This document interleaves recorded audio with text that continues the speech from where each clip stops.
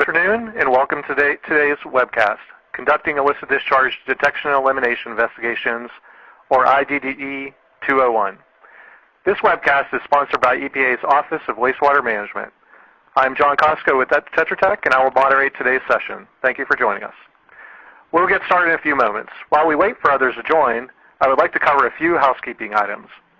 Because this webcast is about conducting illicit discharge investigations, we'll be showing a few video clips.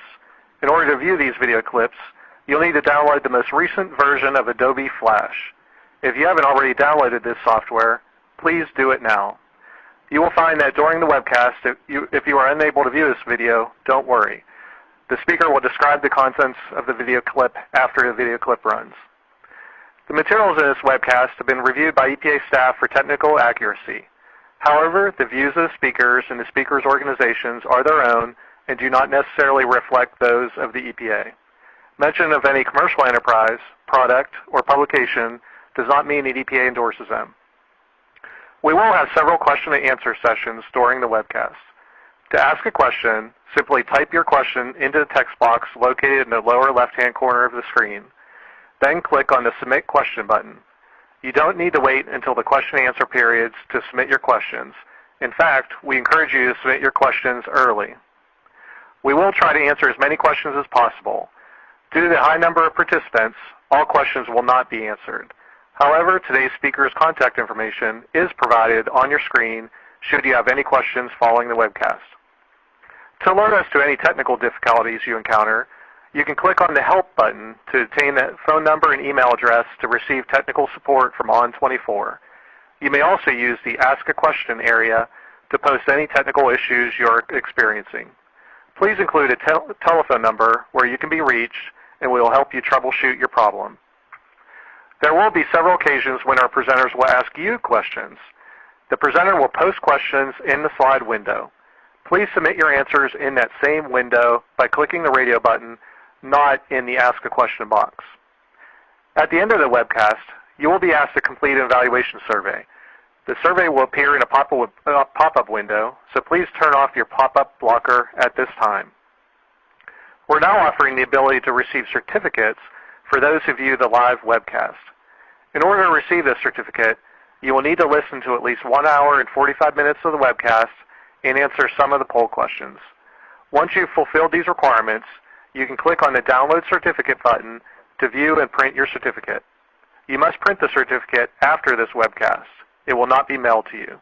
If you have any technical issues, click on the Help button to obtain the phone number and email address to receive technical support from ON24. After today's webcast, email Adriana Burke from Tetra Tech for questions about their certificate. Finally, this webcast will be archived indefinitely so you can access it after today's live presentation. The archived webcast will be posted within 2 weeks on this same EPA website, along with our previous archived webcasts. Now we are ready to kick off this session. Today's speakers are Jennifer Zielinski, Harry Stark, and Nico Singelis. We'll also be watching some of the video of Paul Sturm, Jennifer's colleague at the center, conducting illicit discharge investigations in the field, and Paul is also with us today to answer questions. Jennifer Zielinski is a program director with the Center for Watershed Protection and was a speaker of our popular webcast on developing your IDDE program held last September. You can view that archived webcast on EPA's website later. She has been with the center since 1997 and has contributed to the writing of numerous center publications, including the Illicit Discharge Detection and Elimination Guidance Manual. Jennifer manages the center's Watershed Learning Program, which is designed to provide technology and information transfer of center and other research to a broad range of audiences.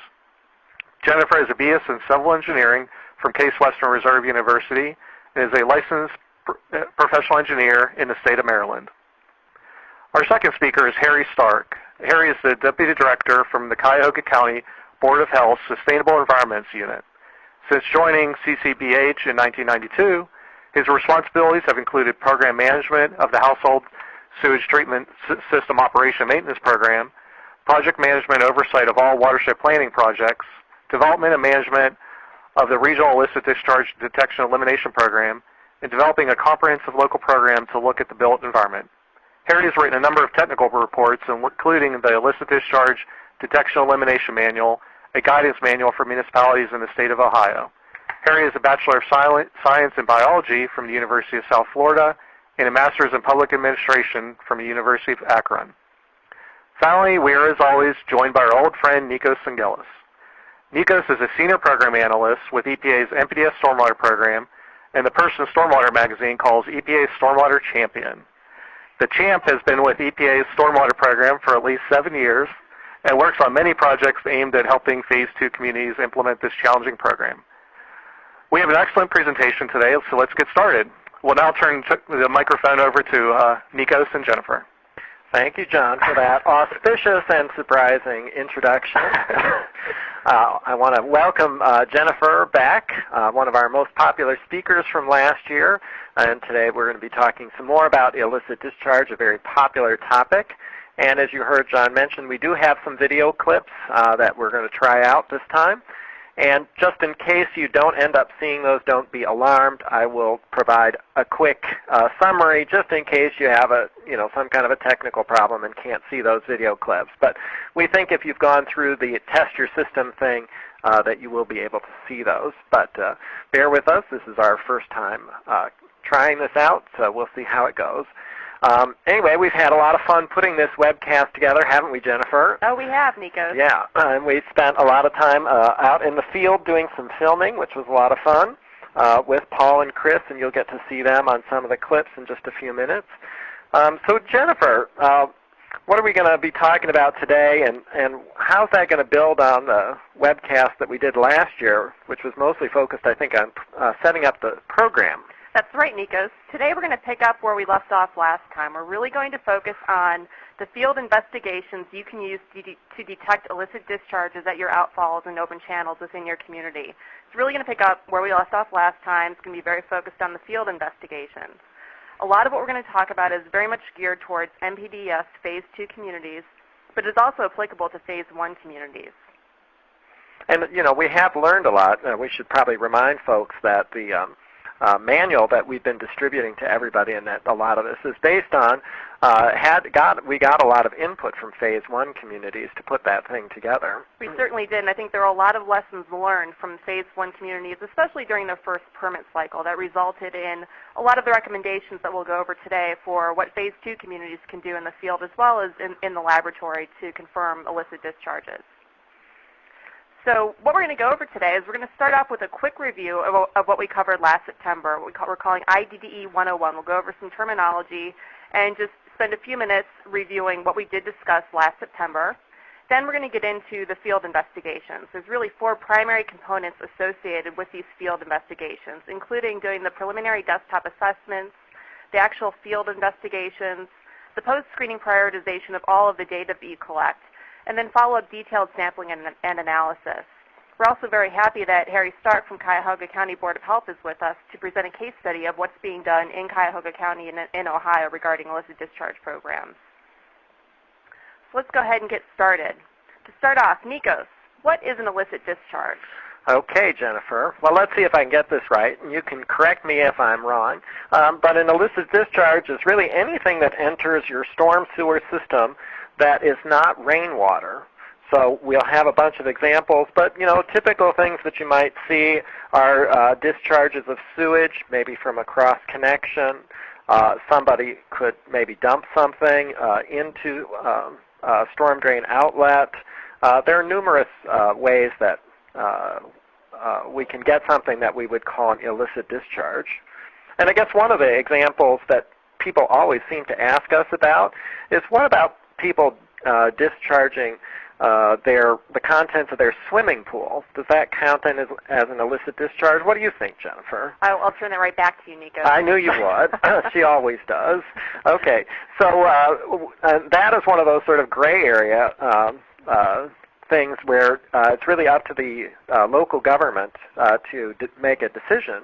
But high levels of chlorine, of course, can have an impact on water quality and on the fish and invertebrates that live in streams. And so you might want to have some guidelines for swimming pool owners to follow to dechlorinate their waters before they discharge them. And that can often be done by just simply letting the pool sit for 5 to 7 days to let the chlorine evaporate. But there are a number of things that MS4 communities will have to decide about what the specifics are and how they're going to handle them, whether they're going to use some kind of guidance, whether they might have a fine for particular things, what sort of fine, et cetera, et cetera. That's great. Thanks, Nikos. A couple more things to point out is that every illicit discharge has a unique frequency, composition, and way it gets into our MS4, our storm sewers. Most illicit discharges out there are the result of some kind of interaction between the sewage disposal system and the storm drain system. The remaining illicit discharges are produced from what we call generating sites. So let's keep going. Nikos, what can you tell me about discharge frequencies? Well, there's all kinds, ranging from continuous discharges in the case of like a leaking sewer system where basically it's flowing constantly, to something, say a particular commercial entity might be running a particular process one time a week, and that process results in some kind of a discharge on a sort of a regular schedule, but only happens every once in a while. And then, of course, what you guys are calling the transitory things, or what sort of commonly is known as the midnight dumping kinds of stuff. So I think those are the three. That's right, and the reason we care about that is because you use different field investigations to detect continuous versus intermittent versus transitory discharges. And we'll talk more about that later. Okay, Nikos, what are some common discharge flow types? Oh, geez. I'm not going to get off the hook anytime soon. You have the slide right in front of you. I know. I can just cheat and look, right? But I'm not supposed to cheat. Okay, so obviously we've talked about sewage. Jennifer and I both mentioned that. And, of course, septic tanks are also another possibility there. So it's not just the centralized sewer lines. Also, you can get wash waters. A lot of times in basements, people might hook up a washing machine to a floor drain that actually goes to the storm sewer system instead of to the sanitary system. So you might have that sort of stuff. There might be all kinds of liquid wastes that could be dumped. And then you'll notice there are some other things that you might want to note, like tap water, for instance. Obviously, if you're finding tap water running out of your storm drain system, you might not call that illicit necessarily, but it's certainly something that you're going to want to let your drinking water authority know about, because basically you're just wasting treated water there, and they'll want to come out and fix their water main. And there's a couple other examples there as well. Great. Thanks, Nikos. What about modes of entry? How are these illicit discharges getting into our storm sewers? Of course, two primary ways of doing that.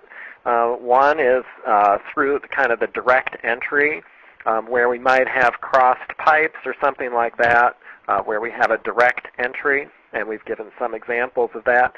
And also things migrating through groundwater, the midnight dumping, that sort of stuff. In fact, in one of the videos, we'll see, we sort of surmise that there might be some seepage moving from one pipe system to another, not necessarily a direct connection between the systems, but a crack in one system and then the movement of that sewage into the storm drain system. So there's basically sort of two ways, I guess. Right, direct entry and indirect entry. And one of the reasons we care is that it really drives how we track down the source of an illicit discharge, which unfortunately we won't have time to get into in great detail today, but typically it's easier to track down discharges that are entering via direct entry versus indirect entry, because often that means someone may have dumped something down a storm drain inlet or has flowed overland before it has gotten into an MS4 system.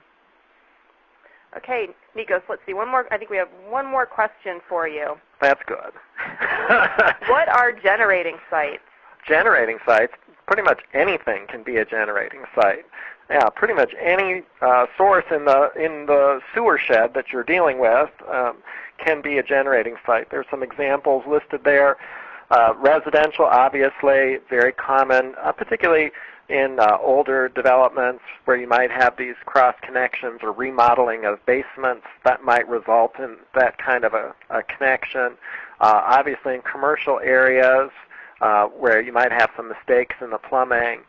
Industrial, of course, as well.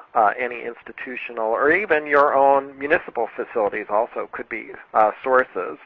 So again, this goes back to the different kinds, and they can be direct connections or indirect connections as well. But pretty much anything in your landscape is a potential source.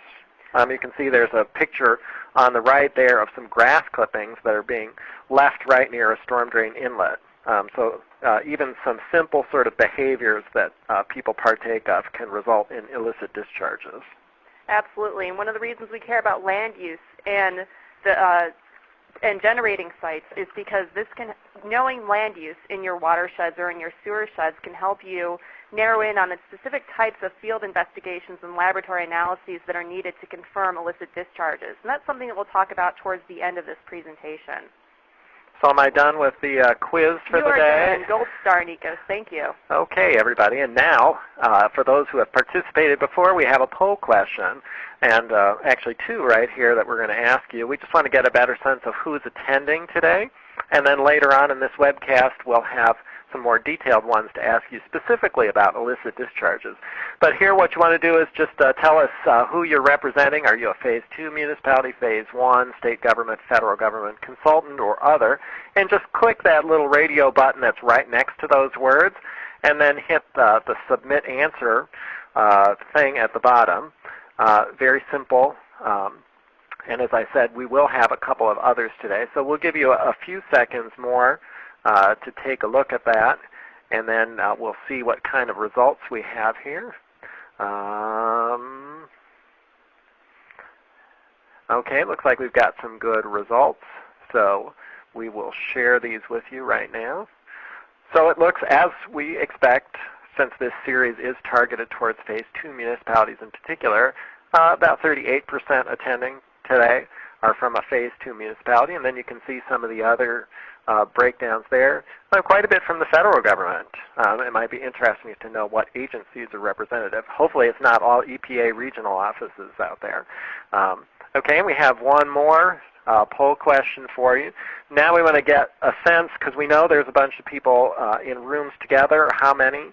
So again, just select the radio button next to the option and hit Submit Answer, and we will show you the results of that. And this will help us get a better estimate of how many people are attending total.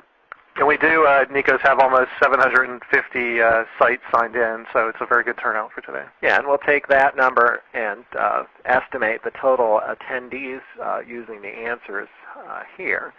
So let's see. I'm going to take a look and see how many answers we've got. It looks like we've got some pretty good answers. If you are in a big group, please let us know that, because we definitely like to know particularly about the groups that are out there. So we'll give you just another second to answer that question.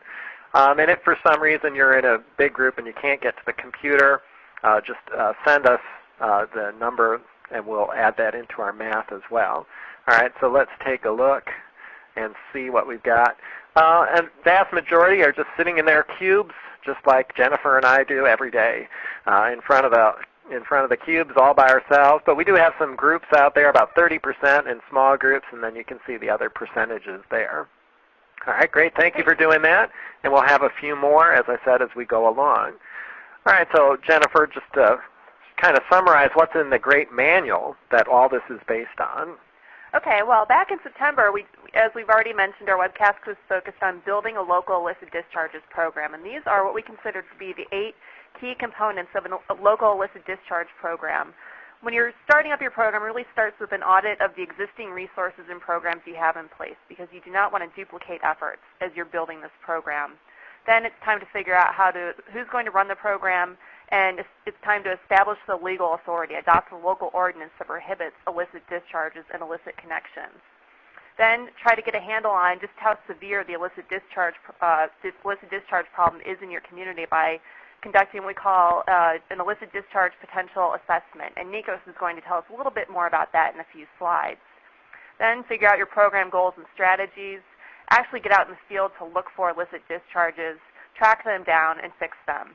But it's important to remember it's not just about finding and fixing illicit discharges, but it's also important to try to prevent illicit discharges in the future through education of both residents, business owners, property owners, as well as municipal staff. And then evaluate the program and figure out how in the next permit cycle you might make changes to the program to improve it. So as I mentioned, we've talked about a lot of this in September. The previous webcast is available for download, I believe, on EPA's website. So you can always take a look at that if you were not able to join us back in September. Today we're really going to focus on number 5, which is searching for illicit discharge problems in the field. As Nikos mentioned earlier, a lot of our work is based on an illicit discharge manual that was published by the Center for Watershed Protection in conjunction with the University of Alabama back in 2004. As part of that effort, we did a lot of research, interviewed a lot of MPDS Phase 1 communities, got out, did some field work, and based on all of our research and data collection, we developed developed guidance that provides much more information on the 8 program components, as well as all of the field and lab methods that we'll be talking about today. That manual is available for free download from both the Center for Watershed Protection's website as well as EPA's website. And you can see the web links for both of those websites on your screen. So I think, Nikos, we have another poll question. Yes, we do. So we want to just get a sense of how many folks out there have seen the manual. And so we have, again, a poll question for you here. So select the answer that most fits what you have. Yes, you have a copy, and you have read it cover to cover, because it's very scintillating, of course. You have a copy, but it's sitting on your desk gathering dust, et cetera, et cetera, et cetera. And by the way, I should mention, if you would like a hard copy of this, and we have done a pretty extensive effort in trying to send these out, but if you have not gotten a copy and you would really like one, please send me an email, and I will send you out a copy until we run out. So a couple more seconds just to see how we're doing on this poll question here. So give us your latest, your answer to this question. And then, here we go. So 27% have read it thoroughly. That's very encouraging. Aren't you encouraged, Jennifer? I don't know if I believe that. Oh, we have to take them at their word. Of course, we're not tracking any of your answers today by community, and we're not going to turn them over to the enforcement folks. So feel free to answer as truthfully as possible. And later on, we'll have some more hard-hitting questions for you. But anyway, 27% have read it. 22% haven't, have not read it yet. Well, you've got some homework to do. You've heard of it, but do not have a copy. So you guys need to send me an email, and I will try to get you a copy. And never heard of it. So we're glad that you're here today and getting an overview, and hopefully you'll also go back and take a look at that archived webcast from last September and get the programmatic basics as well. All right, Jennifer, let's keep going. Okay, one thing I wanted to point out, Nikos, while we're talking about the manual and resources, is there was on the resource list that's available to go along with this webcast, we did some research and pulled additional resources on illicit discharges, and there's a lot of state, local, and regional IDDE manuals that are out there that have been developed in recent years. And we tried to get as long a list of these as we could, so perhaps there might be one available for your community or for your state already. This is listed on this resource list along with some additional information, things like local model ordinances, national guidance on related topics, and other articles that we found to be fairly interesting reading related to illicit discharges. So I'd encourage you to take a look at this resource list. Look to see if there's any resources that are specific to your area. And also, if you know of any resources that are not on this list, please email me and let me know so that we can update this resource list. Okay, so moving forward to, I guess, the heart of our presentation, which is conducting IDDE investigations. There's really 4 primary steps involved in detecting illicit discharges. First, it's pretty important that to try to determine the severity of the illicit discharge problem in your community. This will help you focus your field efforts, and also it helps you manage staff, determine your budget, and plan for your field efforts over a number of years. So Nikos will tell us a little bit more about this pre-screening prioritization, which is the first step in the process. The second step is to conduct rapid field screening of all of the outfalls in your community to determine if there are illicit discharge problems at these outfalls. The third step is to prioritize all of the data that you've received, review all the data that you've received from your ORI investigations, and prioritize your outfalls or your watersheds or your stream reaches for further investigation. And finally, the final step is to confirm the presence of illicit discharges. This is what we're going to be focusing on today, is really going from starting off with prioritizing potential problems in your community to getting into a point where you know that there are illicit discharges at outfalls or an illicit discharge at a outfall. We're not going to get into actually tracking the illicit discharges back to the source and fixing the problem. That hopefully might be the topic for a future webcast. So the first step in this process is to, I just hit the wrong slide, Nico. Sorry about that. Oops. There we go. Okay, our first step in this process is the pre-screening prioritization, which Nikos is going to tell us about. Okay, and this is going back to just a refresher from before, but this is a way, right as you're setting up your program, to do kind of a back-of-the-envelope, informal assessment to help guide you with your field investigations. So there's a couple things that you want to do, and this is important for a couple of reasons. First, to help you set up and guide your initial efforts in your program, and also to help you communicate with your permitting authority about the direction that you've taken with your program. And as we go through this, you'll see that we start with this kind of back-of-the-envelope calculation right as we're setting up a program. But then as we go out in the field, we can come back to this and refine it and make it more precise. So right now, let's just assume that everybody's just setting up their program right at the beginning. The first thing you want to do is delineate your sub-watershed. So you're going to want to choose some subset or breakdown of the full service area of your MS4.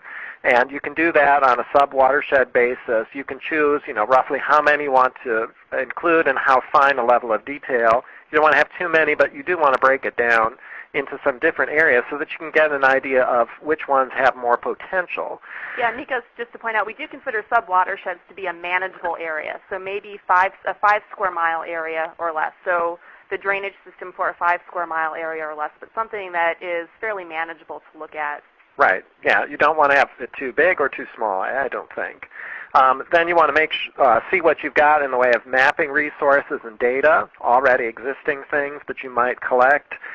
For instance, if you have reports of complaints, you might want to map those as well, or organize those so that you can do that.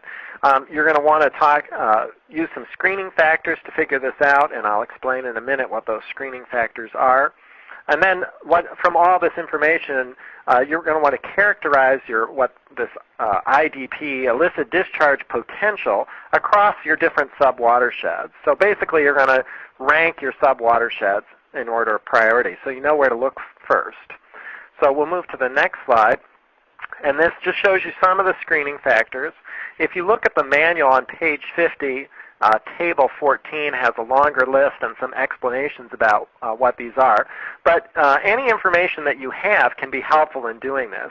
So if you can figure out the age of your infrastructure, as I said before, past discharge complaints, where you have concentrations of commercial or industrial facilities, where you have aging sewer systems, where you have concentrations of septic systems, any of these kinds of information you can use in this screening process. You don't have to have them all. Whatever you've got, you can take and use. And then on this next slide, you can see what we did. Just as an example, we've picked 4 of those screening factors across the top there. So we picked past discharge complaints because we had some information on that. We had poor dry weather quality. We've got some monitoring stations out there, so we have some sense of where we might have some problems. We have density of stormwater outfalls because we have pretty good mapping and we know where the outfalls are. And we also know the age of our development. So those are the 4 that we picked. But you can pick any of these, and then you just arrange the information in some simple way with some ranking factors across your various sub-watersheds and come up with a score. So I won't go into all the details of how we did this, but it's explained in the manual in detail. But you can see over there in the normalized IDP score the rankings of the sub-watersheds. And so the one with the 2.75 sub-watershed C is where we would start first, and then we'd work our way through there. So this is just a simple way of deciding where you're going to do your field work first. The next slide just shows some possibilities. So there's your sub-watersheds. In the first example there in the top left, relatively minimal problems. In the bottom left, clustered in one corner of our watershed.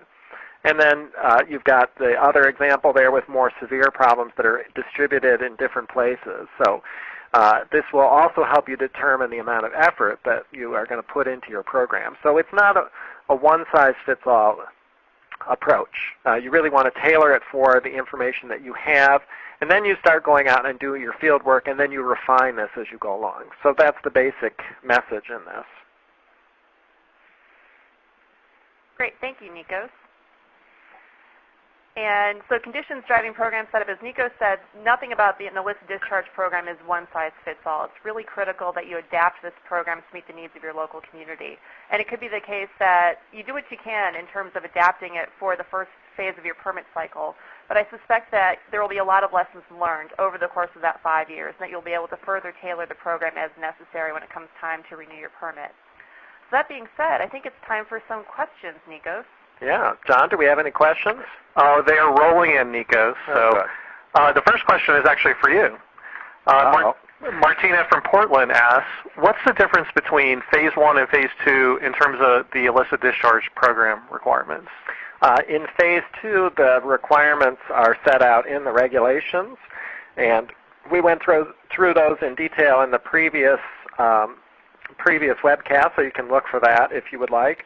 In the Phase 1, they had similar requirements, however, those were customized and written into the permits themselves.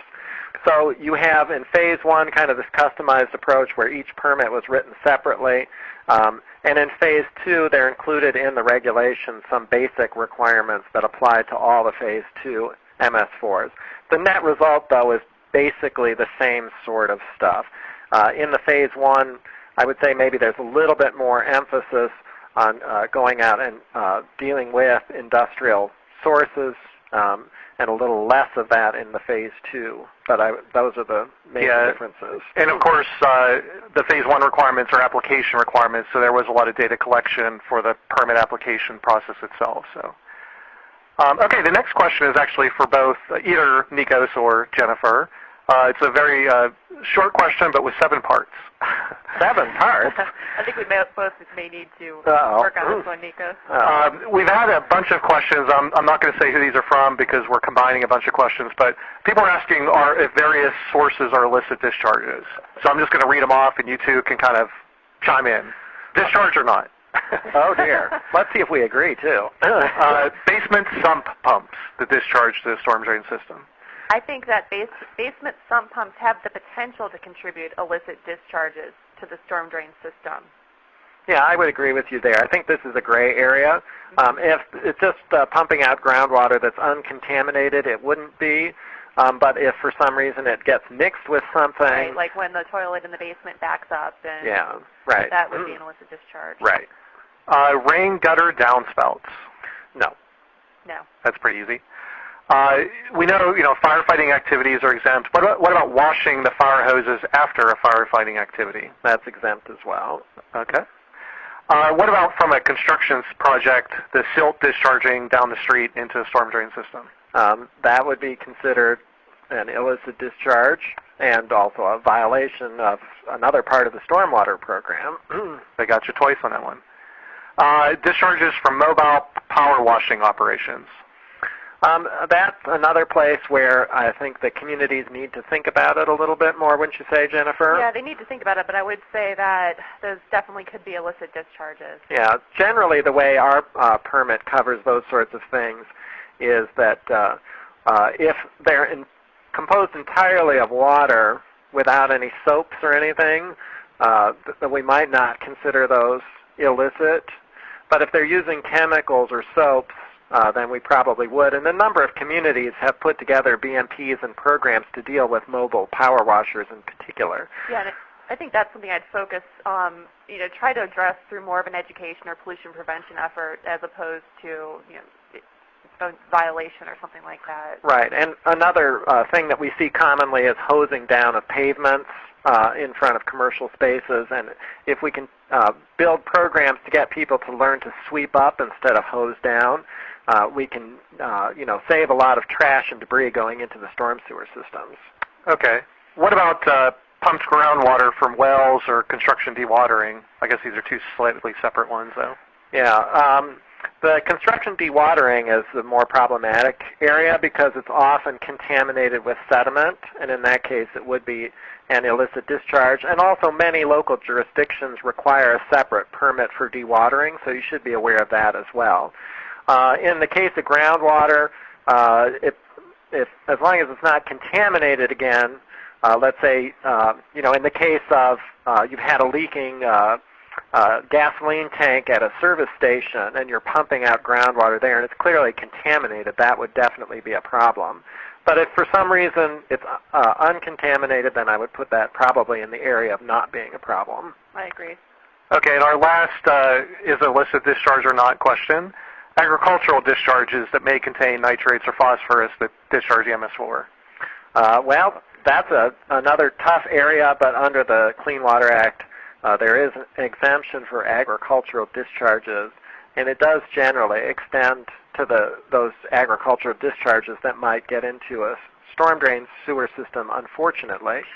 Again, an area for the community, if this is a real problem, to do BMPs, or they also have the option of using their own authorities to regulate those as well. But there is an exemption under the NPDES program.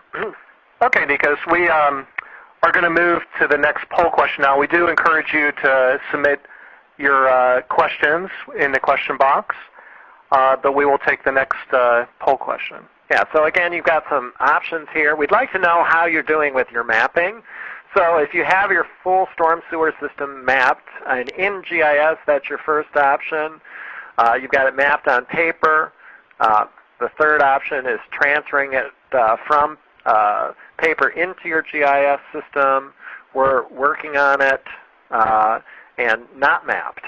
So you have a variety of options there. Mapping, of course, being one of the key parts of building your illicit discharge program and a requirement in the Phase 2 regulations.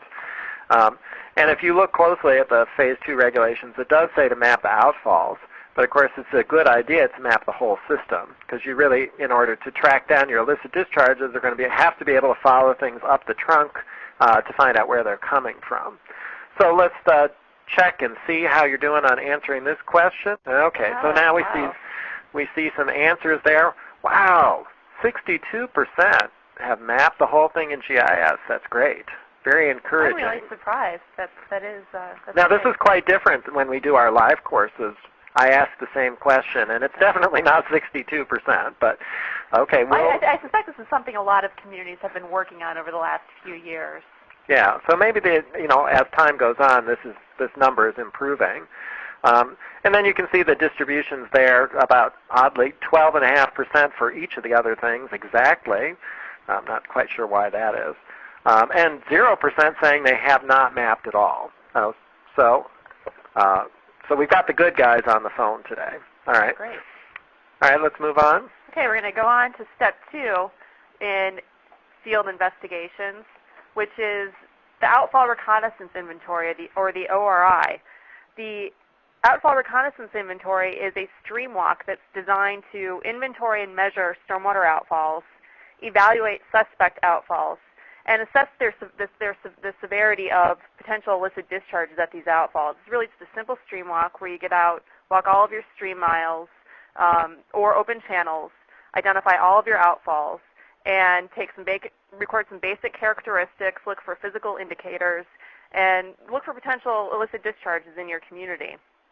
The Outfall Reconnaissance Inventory is explained in much more detail in the IDDE manual that we include guidance on how to actually do the field assessment. There's a field form that goes along with this that we included in the webcast resources packet, so you should have a copy of the field form there with you. Now this is where we're going to introduce some video into this webcast. We have Paul Sturm and Chris Varza from the Center for Watershed Protection recently conducted an outfall reconnaissance inventory in Scotts Level Branch in Baltimore, Maryland. So we're going to see some video clips from that outfall reconnaissance investigation as we go through and discuss the ORI in more detail. So first, to get started, Paul is going to give us some background on some basics associated with the outfall reconnaissance inventory, including safety considerations, time of year considerations, supplies and equipment, and some staffing requirements. And this is about a 2-minute video.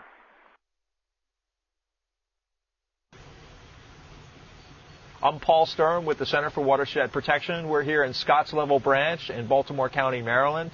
I'm here with Chris Varza, who's an intern that I'm training in illicit discharge detection protocols, the field protocols in particular.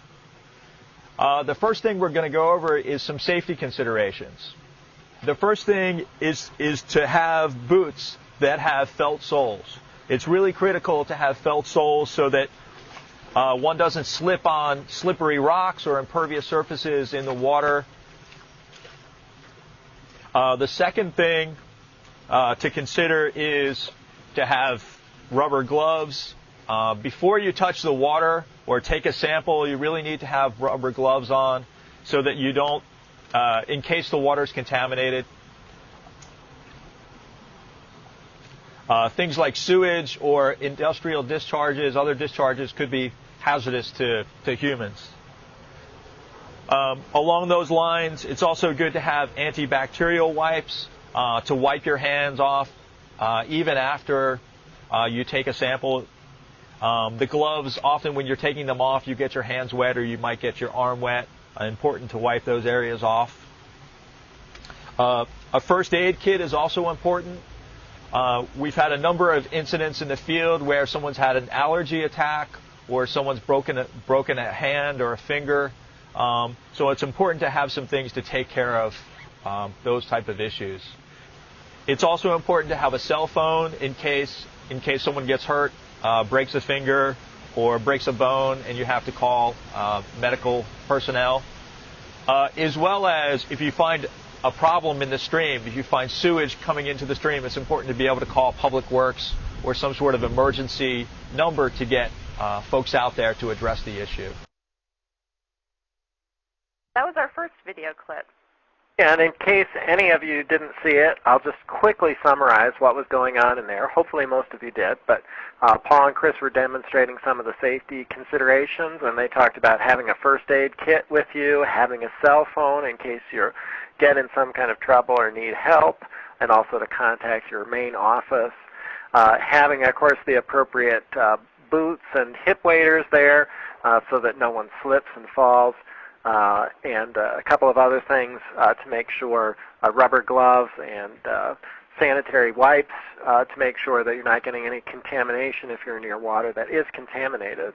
So hopefully you all saw that. And Jennifer, was there a couple things that you wanted to add to that? Yeah, a couple of other things you may want to consider when you're conducting these field investigations is if you're going to be on private property, to make sure you notify private property owners in advance of conducting these field investigations.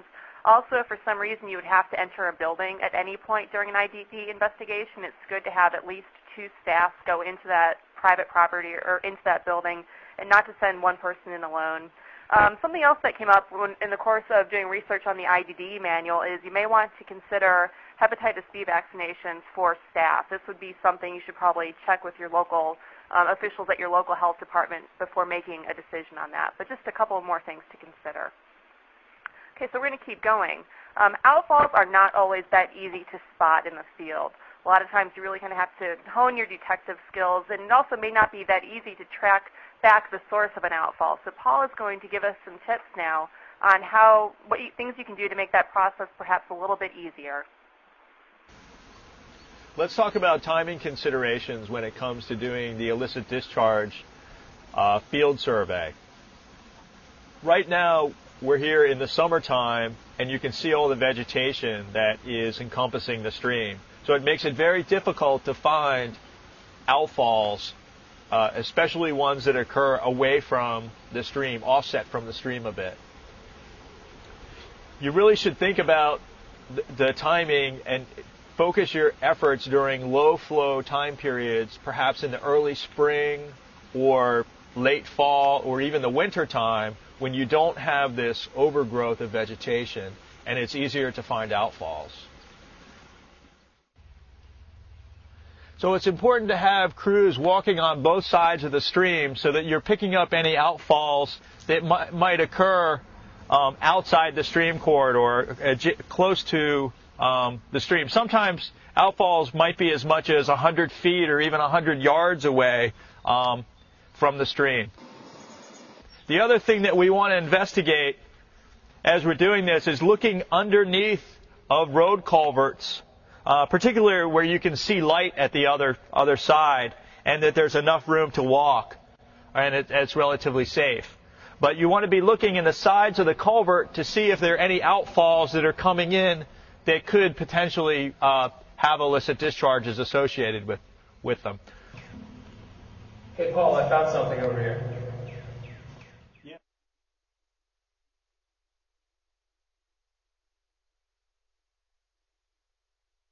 Great, Nikos. So that's done. What did you think of that video clip there, Nikos? That was a fun one. By the way, did everybody notice that the cameo of me in the background there?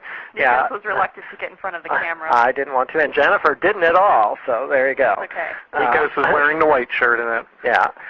So for those that maybe couldn't see that, Paul was talking about the difficulty. We shot this video just a couple weeks ago, obviously in the summer, with a lot of foliage around, and it made finding things pretty darn difficult. So Paul was pointing out that it's much easier to do that in the wintertime or fall and spring where there's not so much green stuff around, and it's much easier to find the outfalls.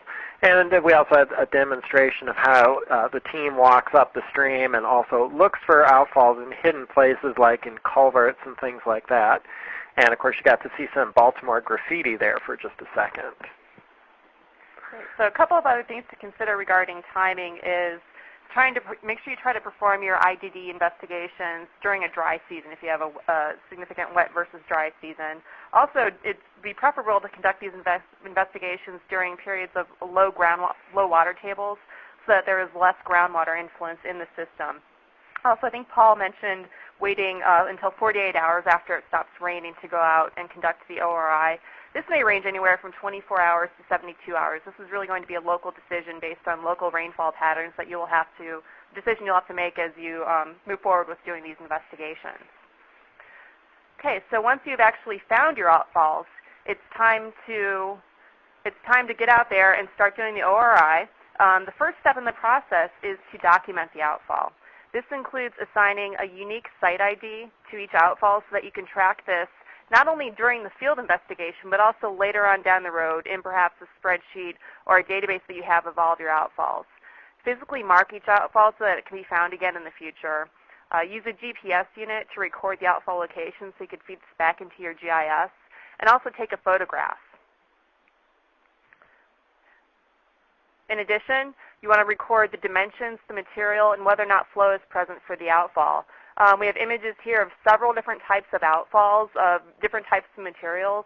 And one thing I will say is that for all of these different types of outfalls, we recommend including them in your ORI inventory, whether they be very large concrete outfalls like you see at top left, smaller outfalls like the one next to it. For instance, outfalls that are smaller than 36 inches, we do recommend including in your ORI field work.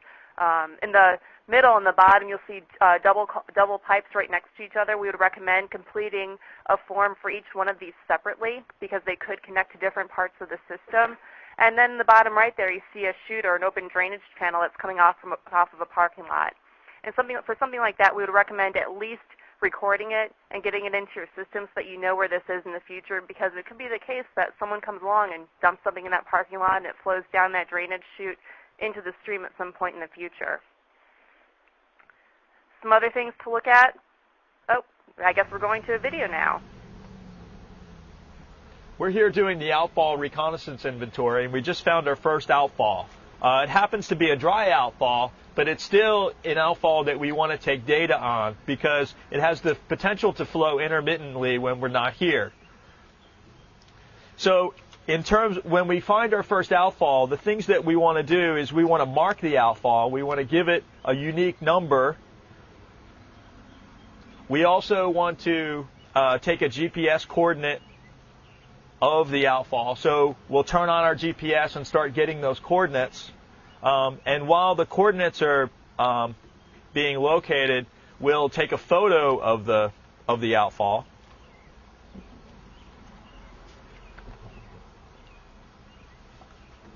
And then we'll note on the form whether we've had any rainfall in the last 48 hours. We try not to do this within 48 hours of a rainfall event because we want relatively dry conditions.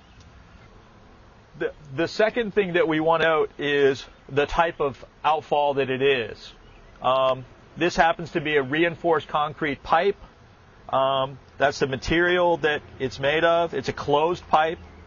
The shape is circular. The dimension, Chris is going to take the dimension. 27. The dimension is 27 inches.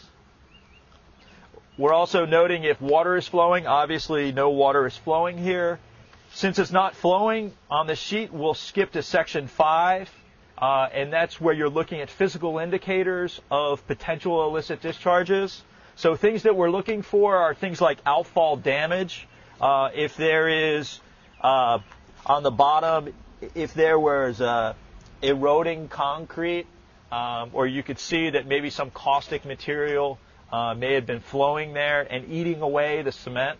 That's something that we're looking for. Or other types of corrosion of the pipe. Deposits or stains. And we happen to have some stains here. Sometimes we're also looking for a flow line that might exist that would exhibit different types of staining. That might be an indicator that an illicit discharge may have occurred prior or previously in this outfall.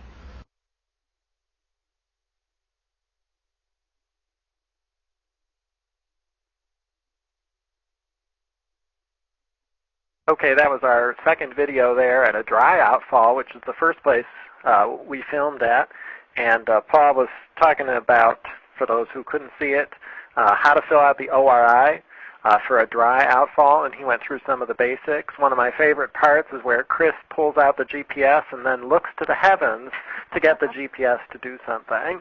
So we did have our moments of fun there. And Paul also described some of the things that you would look for at an outfall that's dry, but that might give you a hint of whether there had been an illicit discharge or some kind of a problem in the past. And this particular one had kind of an oily sheen down on the bottom of it, an oil-like stain. So we indicated that would be maybe a reason for some further investigation. And we did include the completed ORI sheet for this outfall in your resource packet. It's labeled Outfall ID SL32. So you can take a look at that to see how Paul completed the field sheet for that outfall. Now, at some outfalls, there might be the case that there are physical indicators present, whether or not it's flowing. Some specific physical indicators that you can look at outfalls include damage to the outfalls you see in the top right. That could be the result of a discharge that flows over a long period of time, or perhaps particularly damaging type of discharge. Deposits and stains are also a very common physical indicator of illicit discharges. Abnormal vegetation growth can identify a nutrient-rich discharge from an outfall. Poor pull quality is a common physical indicator, as well as benthic growth in the pipe. And now Paul is going to take a look at an outfall that is flowing and walk us through an investigation for that. Okay, we're here at our second outfall. This happens to be a flowing outfall. And very similar to the dry outfall, you take general parameters in terms of the location, the shape, the type. But then you'd also look at the physical indicators again. But this time, since we have flowing water, we're looking at some of the physical indicators within the flow stream as well. This is a unique situation in a sense, because right inside the pipe, you actually have the pipe splits. You have a flow coming from in the larger pipe from upstream, as well as a pipe coming in from the left, or my left, that also has a flow stream. So you actually have two outfalls here that you want to take notes on. And you want to take notes on them above where they intersect. Okay, now we're inside the pipe, actually looking at the flow stream coming from this outfall here. What we're looking at here is some of the indicators within the flow stream. You can see that the water is a bit cloudy here. You can see a lot of benthic growth on the bottom of the pipe. Even it looks like a little bit of green algae and some black staining. We also have a distinct odor. It's kind of a musty / sewage type smell that we have here. Color, I would say it is slightly turbid. There's a little bit of green. It's not necessarily the water, but some dark green algae that looks like it's in there, as well as some reddish, more sediment-colored algae or pipe benthic growth. The next thing we're going to do is Chris is going to take a sample here, and he's going to try not to disturb the water above where he's sampling. And what you want to do is use a clean bottle, and he's going to rinse it 3 times and pour it downstream. And then he's going to take his sample, and then we'll maybe run that for a couple parameters using test strips, and we'll show the results of that later.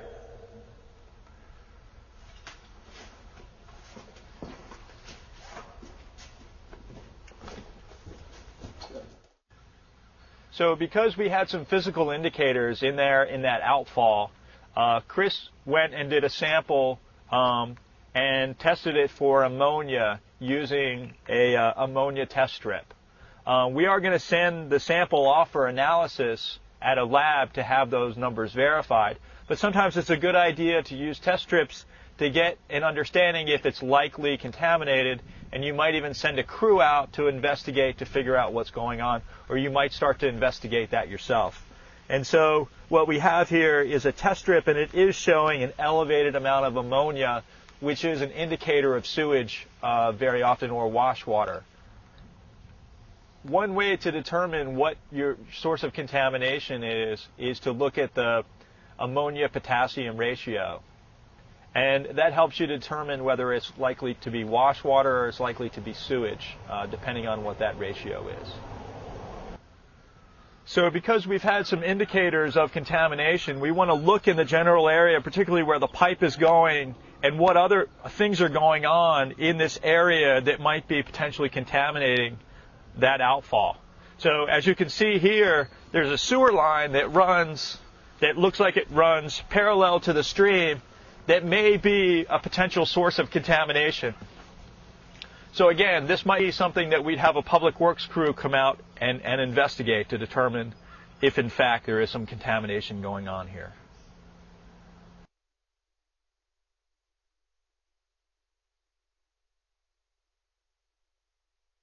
Great, so that was our final video clip. Nikos, do you want to go ahead and summarize it for us? Yeah, sure. Paul and Chris were demonstrating. We had found a flowing outfall here, and Paul pointed out that there were actually 2 outfalls joined right together, so you want to take information on both of them. And then the second scene was of them just barely inside the pipe. They didn't go very far, in case you're concerned about their safety. But they were demonstrating the one that went off to the viewer's left side, which is where we have the indication of sewage. And so they took samples from with a sampling bottle, and then we did a test strip and found a hit for ammonia there. And then Paul concluded by walking around and looking, and of course we found a very nearby sanitary sewer line, and so we conjectured that perhaps there was some kind of a crack and that sewage was leaking out of that and moving across into the storm drain system. And as you'll notice, that storm drain pipe that we were looking at was quite old. It was made out of brick, and over time those are very susceptible to infiltration from surrounding areas. And just to let you know, since you probably are wondering sort of what the follow-up is on all this, so I had called Baltimore County. We were in Baltimore County doing this, and told them what we had found. And they went out, sent a crew out, and took a look around. And we had some conversations about what it might be. And it looked as though this was also draining a nearby wet pond, which I think was the reason for some of the sort of continuous flow, but it was definitely mixed in with some sewage. So the net result of all this is that they're going to go back out and do a little bit more thorough field investigation on this site to really track down what the source is, because we're pretty sure with the ammonia hit and the smells that we've definitely got some kind of sewage going into the system here. But it does point out 2 things, I think. First, the difficulty in sometimes tracking these things down, particularly in older, more complicated systems. And also the need to make sure that the crews are really well educated in their investigative techniques.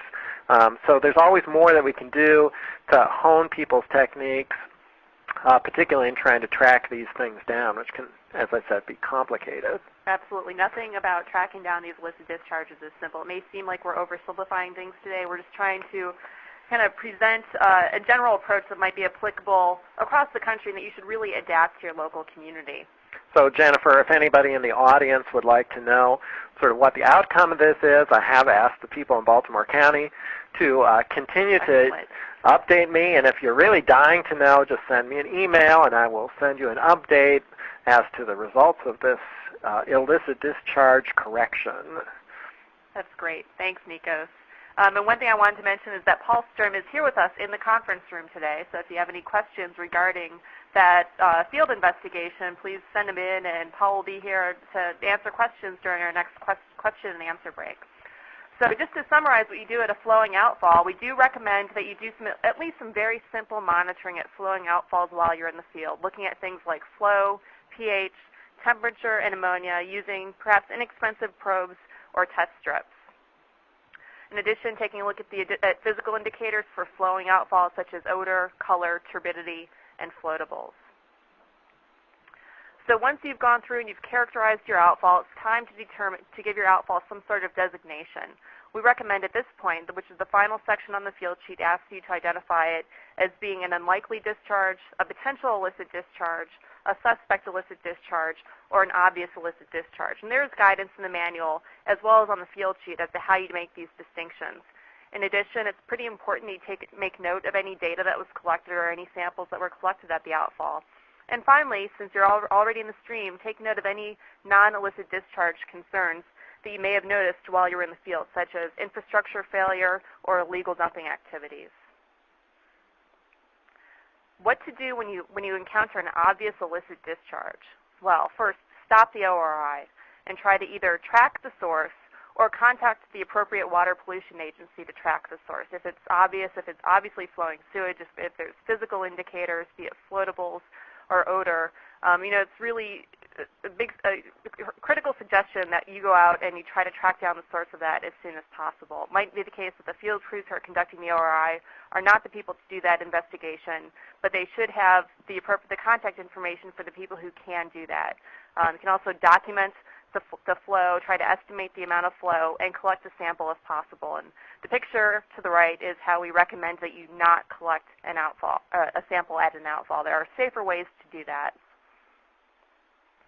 Okay, some cost considerations associated with the outfall reconnaissance inventory.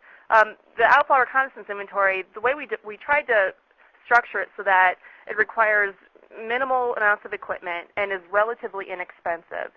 The minimal equipment needed it's really a short list. If you look at Table 30 on page 92 in the Illicit Discharge Manual, this gives you a complete list of the minimum needed as well as the optional but helpful list of equipment that's needed. At a minimum, you need the same basic field equipment you would for most field investigations, such as backpacks, cameras, cell phone, clipboards, your field sheet, first aid kit, GPS unit, some way to mark the outfalls, gloves, tape measure, a probe, waders, and a watch with a second hand to help measure flow. Crew size, we recommend 2 to 3 people, 2 at a minimum. It's nice to have a third person along to help transport, drop people off at one site, drive down to the end of the reach, pick the crew up, and help keep moving along the stream walk. Stream miles, crews can typically cover 2 to 3 miles a day, but this really depends on the number of outfalls that are encountered. It could be as low as perhaps a mile a day if there are a lot of outfalls that you're recording data for. Pre- and post-processing data management is highly variable depending on the number of outfalls that are assessed, anywhere from perhaps 1 to 3 days in the office for each day that is spent in the field. Data management and quality control of all of the data that you collect is pretty critical because there is really a wealth of information that's collected during the outfall reconnaissance inventory. There's 2 steps regarding quality control. First, when you're in the field or when you first get back, make sure that the crew leader reviews the forms for consistency and completion. Back in the office, we recommend that you enter the data into some type of either spreadsheet or a database, and also check the quality of the data that is entered in that database. In this slide, we show an image. It's a screen capture of a Microsoft Access database we developed to go along with the IDDE manual and the Outfall Reconnaissance Inventory field sheet. And this is something that we have made available as a free download on the Center for Watershed Protection's website. So you can take that and perhaps adapt it to the needs of your community. It's really important to note that the ORI is not a one-size-fits-all field investigation, and there will be adaptations that are necessary for certain situations.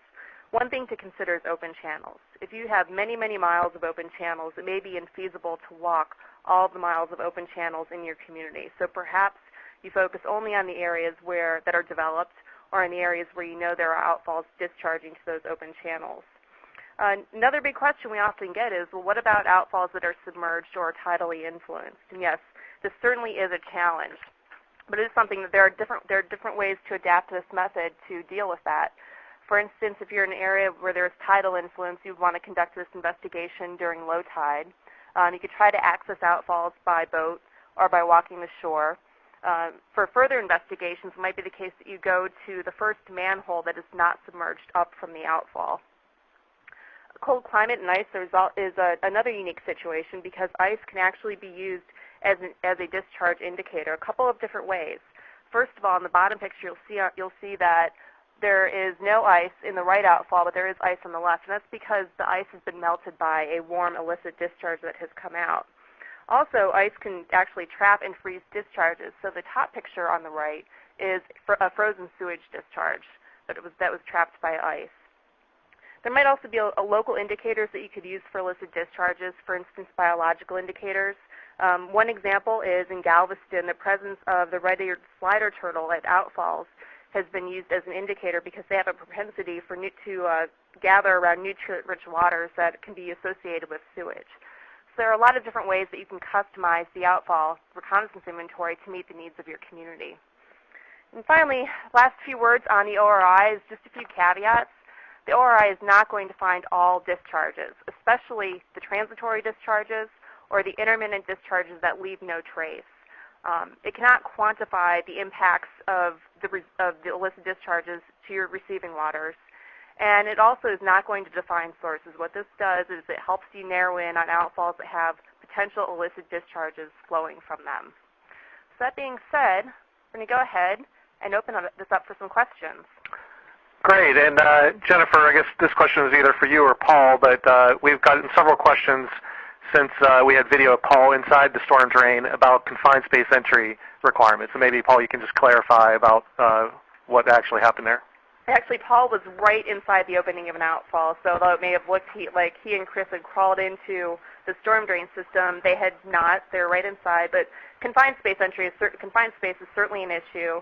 And it should be something that field crews are trained and certified on, so that if they are going to be either having to climb up outfalls or go down manholes or be in other confined space areas, the same things to be taken into consideration as you would for any other confined space entry. Okay, the next question for either Paul or Jennifer again. How often do outfalls need to be inspected through the ORI? And Paul, why don't you take that one? Part of that has to do with how many outfalls that you have. And the idea is, especially if you have a lot of outfalls, is to put them on perhaps a rotating cycle where you're focusing on some of those areas that seem to be most likely to have illicit discharges, as we talked about earlier, looking at different subwatersheds, and then put them on a rotating cycle so that you're realistically getting through your outfalls, at least all your outfalls in a permit cycle.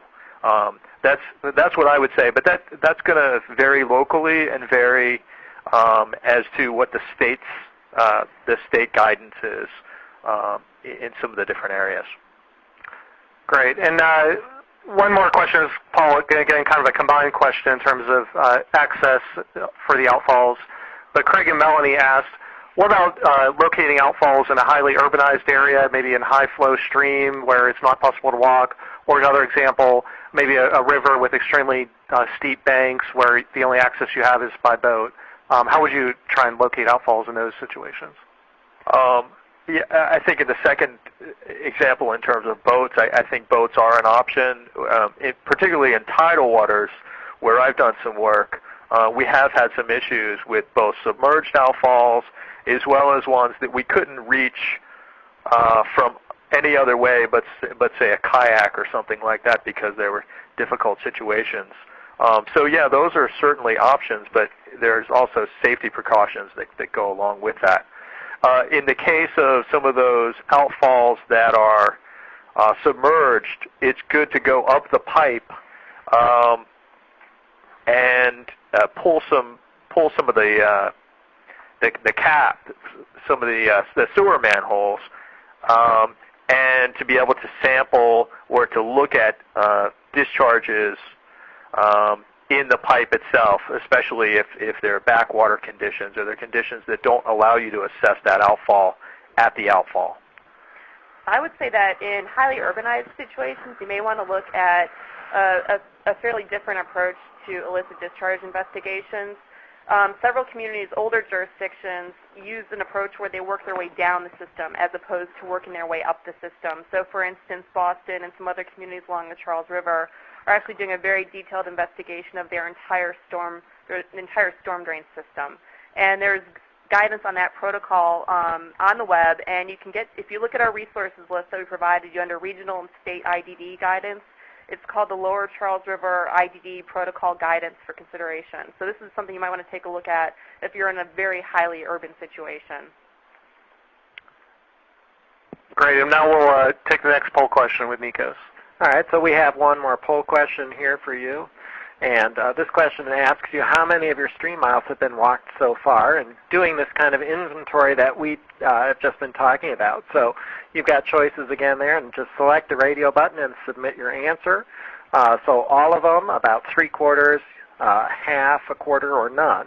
So we just want to get a sense of, you know, how you're doing and kind of doing this basic step that is part of a first permit cycle. Yeah, Nikos, I would just note that we've had some people say they had problems with the previous poll question. If you answer this one and the others, don't worry, you'll get your certificate. We can email you information on certificate also. So yeah, don't worry. We'll take care of you no matter what happens. All right, so let's see what the results are here. Just do a little preview. I'll give you a couple more seconds just to answer, and then we'll show you what the results are here. Okay, so there you go. So a good, 28% say they've walked all their streams. Excellent. And 32% at the bottom, none. So that's pretty consistent with the kinds of interactions that I've had with folks before, where there are quite a few communities that are just getting started.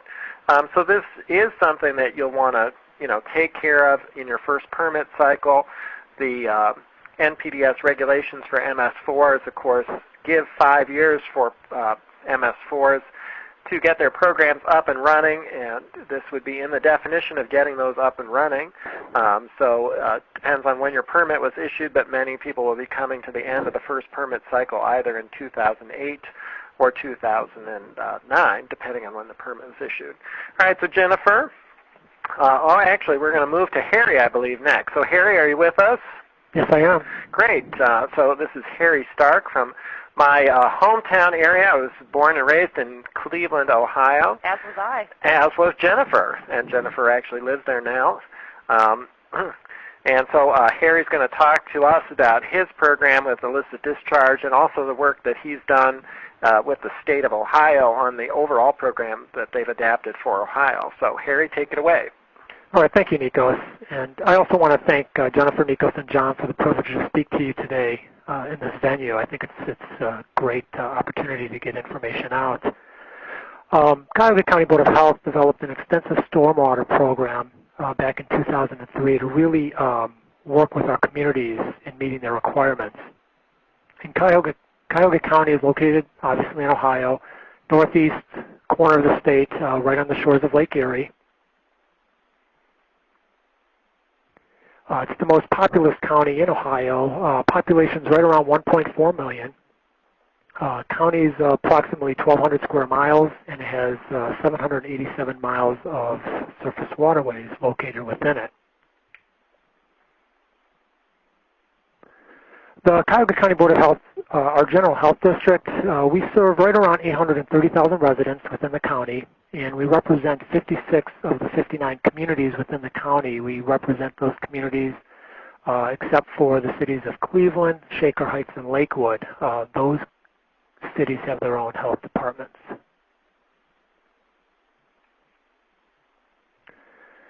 In the mid-'80s, Cuyahoga County, we started establishing a water quality program. We were working with a lot of other entities, and we were having a lot of influences in our streams and watersheds with a lot of wastewater, and a lot of that was associated with the sewage program. So over the years, our programs have grown, and around 3 years ago, we created what was called the Watershed Protection Unit, and all of the programs that are part of this unit all have the influences of looking at effects of ground and surface water. They include our stormwater program, our household sewage program. Household sewage program, we have an operation and maintenance program where we inspect our 12,000 septic systems on a routine basis and provide a lot of education to homeowners who have septic systems. We have a semi-public commercial sewage program, beach and marina programs. Again, our water quality program was really the impetus to create these other programs. Of course, educational outreach and watershed planning projects. We do have a watershed coordinator on staff, and we currently have a number of grants that we're working on different planning projects. We're currently writing 2 watershed action plans.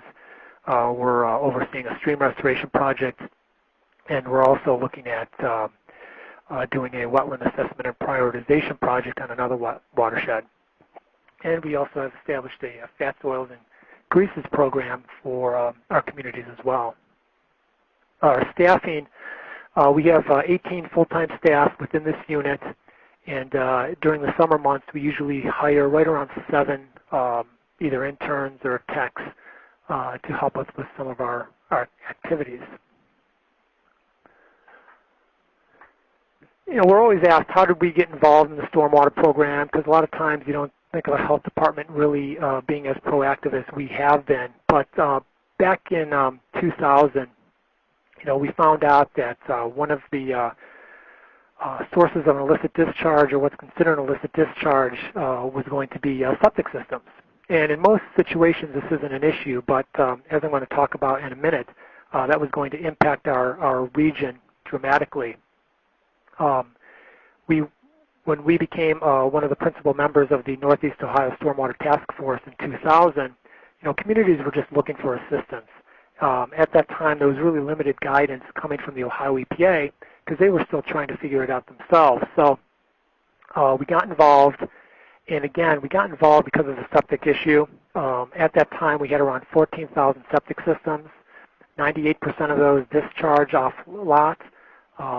Discharging systems have been approved in Ohio. We have outdated rules, no legislation. There's no general NPDES permit in place for household septic systems in Ohio. All of that is currently changing, but back in 2000, 2001, none of this was in place, and communities were like, well, what are we going to do? Because, you know, we have X number of septic systems that discharge, they're now illicit discharges, what are we going to do? So we got involved and started working with our communities on that. And as we started working with our communities on these issues, we initially thought that we would be able to come through and do some water sampling for them. But as we started meeting with them prior to 2003, we saw that there was a real need by these communities for assistance. And because of our roles in the past, we were asked if we could assist in various different programs. So currently, our program consists of different components. We do the outfall inventory.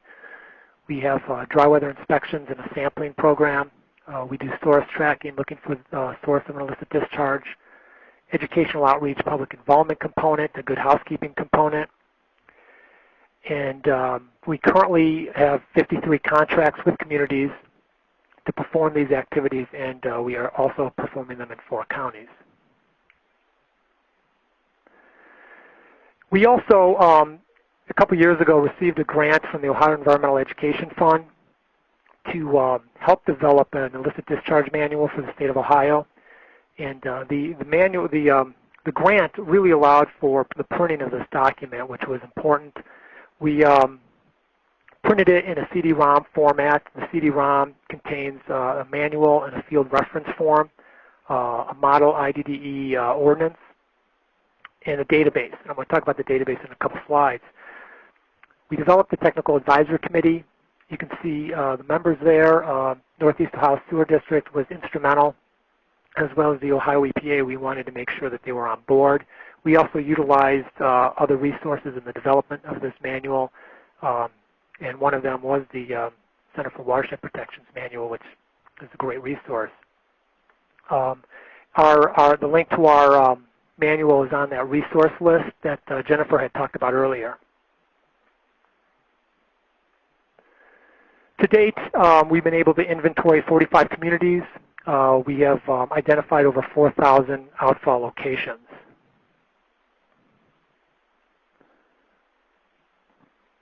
As was stated earlier, when we do our outfall inventory work, again, we do a lot of review all the known data prior to going out in the field, but you have to get out in the field and actually walk those waterways. We look for designated outfalls, and when we do find them, we take the photo, do the GPS work. Each outfall is given an 8-character ID code. This is our field form. Again, size and shape of the outfall, condition, address if available, location on the creek itself, river right, river left. Another important thing is stream and, of course, watershed, because we are looking at this in more of a regional and watershed-based approach.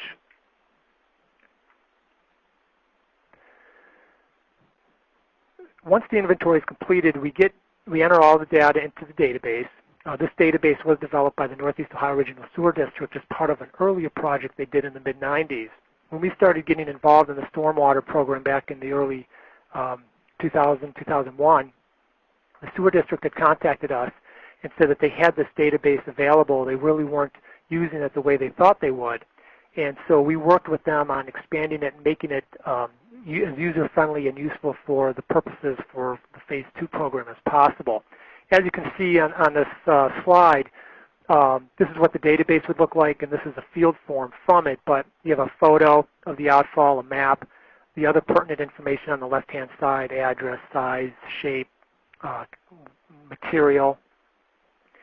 And in the CD-ROM, the database is included in that CD-ROM. So I think that that has been a great asset for the communities in Ohio. There's right around 470 Phase 2 communities in Ohio, and a lot of them have no ability to develop a database or have a database useful for tracking.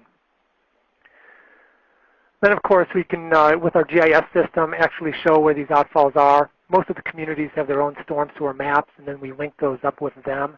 But as you can see on this slide, each outfall has that unique 8-character ID associated with it. In our manual in the appendix, there is a detailed description how we actually number this. But the first 4 characters is usually the stream itself. On the far left, you see the ECEB. That really corresponds to Euclid Creek East Branch.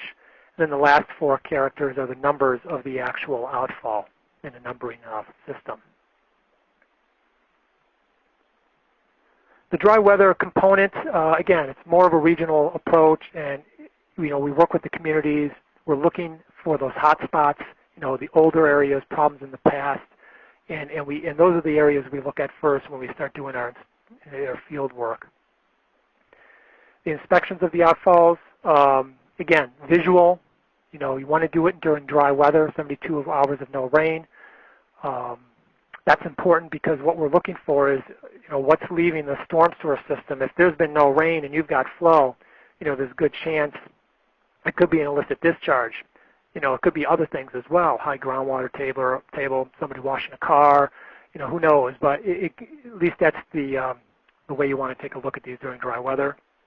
And in Ohio, that's usually a pretty tough thing to do because we get a lot of rain.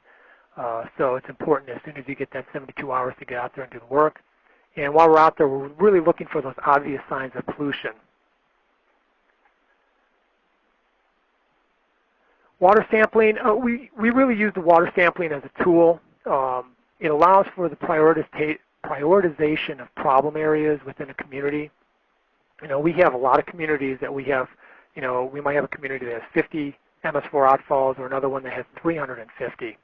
And we're dealing with those communities, and we're going out there during dry weather conditions, and you've got a percentage of those flowing. How does that community start looking at, okay, how are we going to utilize our resources, utilize our time in starting to investigate these things? So by utilizing sampling, we're able to then take a look at, what is the water quality problems with these outfalls. Now, in Cuyahoga County, very old infrastructure. We have a lot of wastewater issues, sanitary sewer issues, cross connections, obviously septic systems. So we do utilize fecal coliform as an indicator when we're going out and doing these investigations and helping to prioritize. This is just what the inspection form looks like. And then, of course, once an MS4 outfall actually has an illicit discharge associated with it, then the next step is, where is this discharge coming from? And tracing is really the next step. There's a lot of different steps in doing that, visual inspections, going up that pipe, dye testing, communities televised, water quality monitoring, backtracking, smoke testing.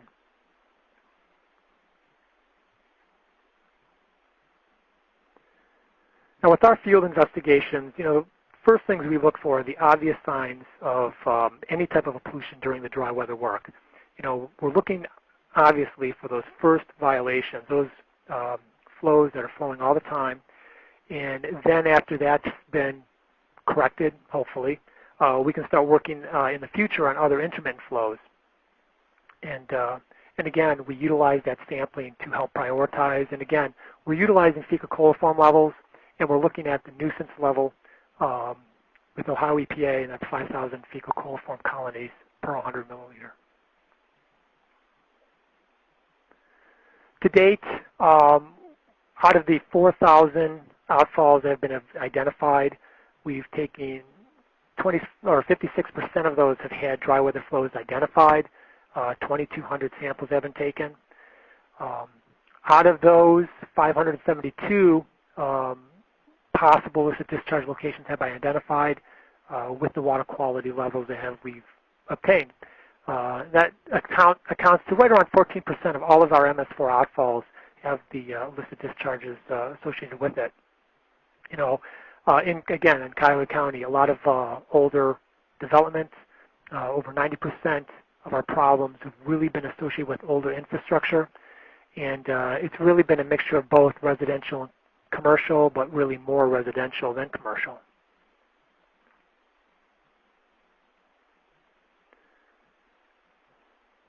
We're just now starting to do a lot more source tracking, but we have been doing it periodically over the last 4 years.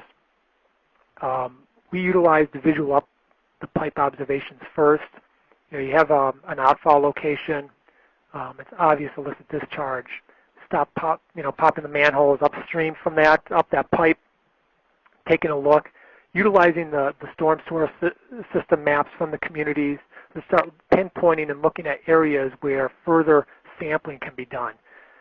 Once that's done, then we can actually keep moving on until we can actually find that location. Again, this is not an easy task. It's not a quick task. Usually, it is time-consuming, and that's why it's important to have the illicit discharge ordinances in place by the communities. So if you have to go in and start doing some dye testing or whatever method you're utilizing, you have that in place. To date, we have identified right around 50 illicit discharge locations, and over half of those have been eliminated.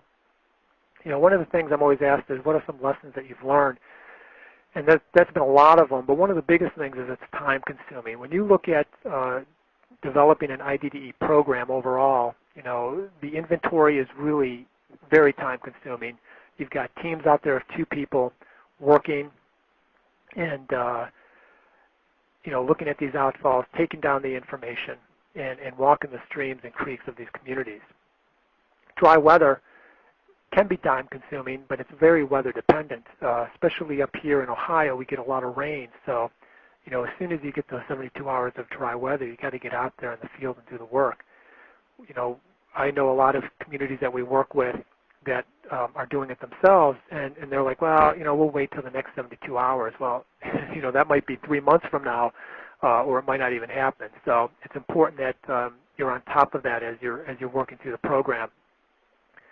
Source tracking, like I just mentioned, can be time-consuming as well, but that's different. It's not in the same vein, and it's just one of those things that you have to plan and organize and have your staff ready to go out and work on these things as the weather and time permits.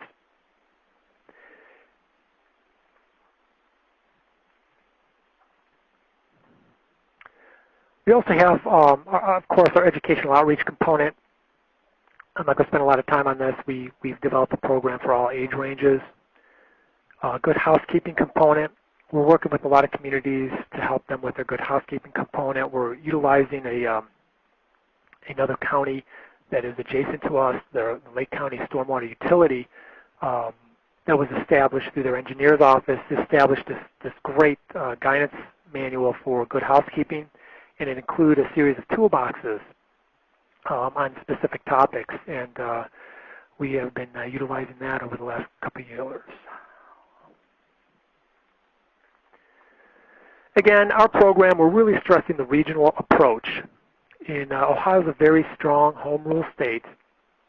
In our jurisdiction, we have 55 Phase 2 designated communities, and they all have their separate MS4 permits. Nobody jointly took out a permit. Everybody wanted to do their own thing. And, in the beginning of our program, we knew that if we were going to create this model IDDE program that was going to be utilized community by community, that we would have to start working with these communities, and that communities would have to start working with other communities, and also across those boundaries and across county boundaries.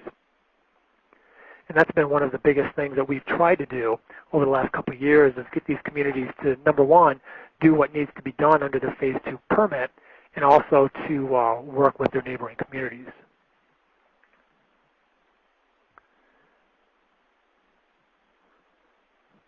Another advantage of our regional program is it does allow for better use of our resources. Again, when you've got contracts with 53 communities and you're doing a variety of different activities, you need to utilize some type of approach that you can maximize your time out in the field. We utilize the program to create that commonality in all aspects of it. It also provides better use of our equipment, our manpower. Just for example, you're out doing your inventory work, and you're working in a community, and you're walking a creek, and does it make sense to stop at the county line or keep going? So it's one of those things where, let's look at this more watershed-based regionally, and have these communities working together.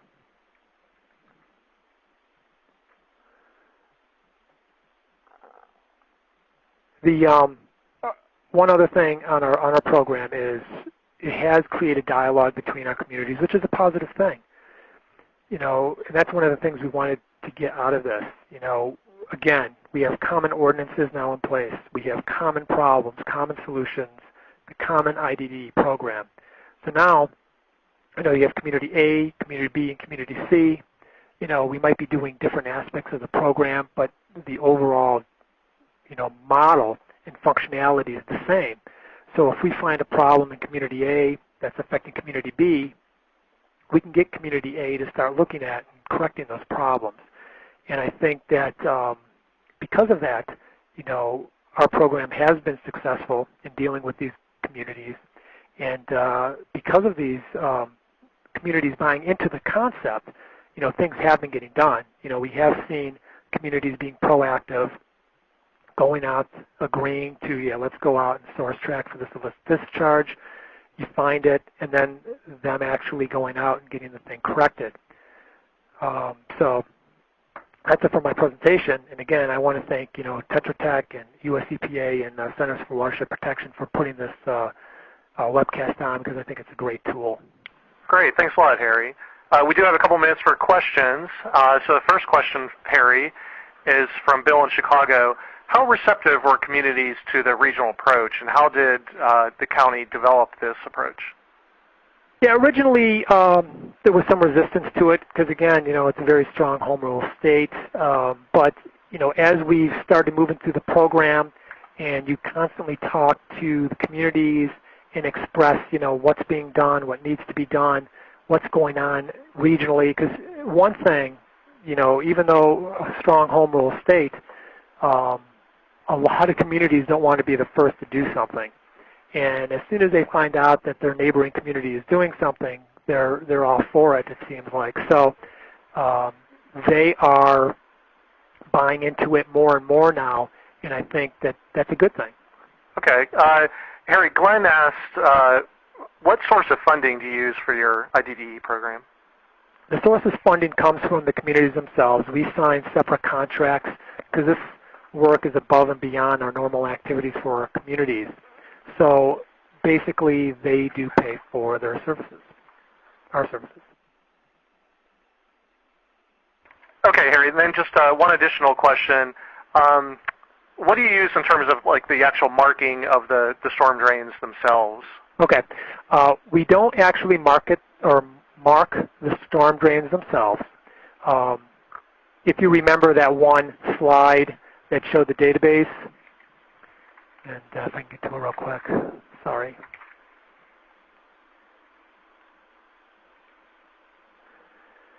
When we go out in the field, we usually have the field forms with us. It has the photos, because in a lot of instances we can't mark the storm drains. We have maps, that shows the locations. Obviously, we have this map that's on this. Okay. We have this map, and then we're able to utilize that. And then when we're in the field, we can utilize the photo to say what outfall we're at. Okay, great. Well, we're going to turn it back over to Jennifer, who's going to finish up with the last presentation, and we will have time for all questions for all of our presenters after this last presentation. Great. Thank you, Harry. That was a very interesting presentation. So we're going to get back to our process for identifying illicit discharges at outfalls. The third step in the process is post-screening prioritization. This is pretty important because the outfall reconnaissance inventory, or really probably any field approach that you choose, generates a wealth of information that, if sorted properly, can be extremely valuable. It can help you identify the extent of the problem in the community and perhaps confirm what you suspected based on your initial desktop assessment of illicit discharge potential. It can also help you prioritize outfalls for further investigation and continued screening in the future. And finally, it can help you to further tailor your program to your local community and perhaps select specific indicators that are most useful for your field investigations. To prioritize outfalls for further investigation, you can build on the initial desktop analysis that you had already conducted by adding metrics that are derived from data collected during the outfall reconnaissance inventory, such as fraction of flowing outfalls within a sub-watershed or along a stream reach, the number of outfalls with physical indicators and also their severity, and the presence of indicators at dry outfalls. These findings can help inform future program decisions. For instance, if a goal is to conduct the outfall reconnaissance inventory in your first permit cycle, the findings from this outfall reconnaissance inventory can be used to plan the IDDE program that you're going to propose for your second permit cycle, and also to justify decisions that you're making for your program to state regulators. So moving on, the final step in this process is detailed sampling and analysis. The outfall reconnaissance inventory, I'm going to start using the acronym, the ORI cannot always positively identify an illicit discharge. So additional sampling or analysis may be necessary to either confirm the flow type, such as sewage versus wash water or tap water, or perhaps to confirm the presence of an intermittent discharge, those discharges that are not continuously flowing but flow only during maybe perhaps a few hours a day or a few hours a week. We do this by using what we call indicator monitoring. An indicator parameter is a water quality measurement that can be used to identify a specific flow type or to discriminate between different flow types. And there are some key features for these ideal indicators that we would want to use as part of an illicit discharge investigation. An ideal indicator would have a significantly different concentration for the different major flow types. It would have a different concentration for sewage than it would for, say, wash water or some other type of liquid waste. It would also exhibit small variations in concentrations within the same flow type. It would be conservative. The concentration would not, within that particular type of flow, would not change over a period of time. And also, it's fairly important that these indicators are easily measured, that they're safe, relatively inexpensive, and fairly simple to conduct, perhaps in the field or perhaps in a laboratory. We recommend at least 15 different indicators that can confirm the presence or origin of an illicit discharge. And these are described in more detail in the IDDE manual as well as in the appendices. But some of the indicators include things like ammonia, boron, color, conductivity, detergents, E. coli, fluorescence, pH, potassium, and turbidity.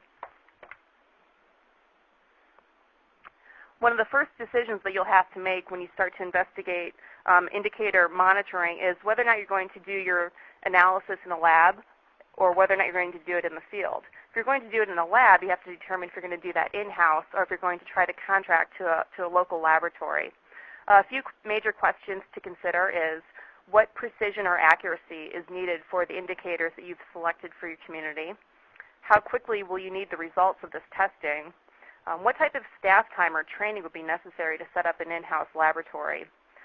If you are considering setting up an in-house laboratory, do you have a safe environment to analyze the samples, but then also to dispose of both the samples and the reagents after the fact? What's the comparative cost of contracting out to a laboratory versus doing it in-house?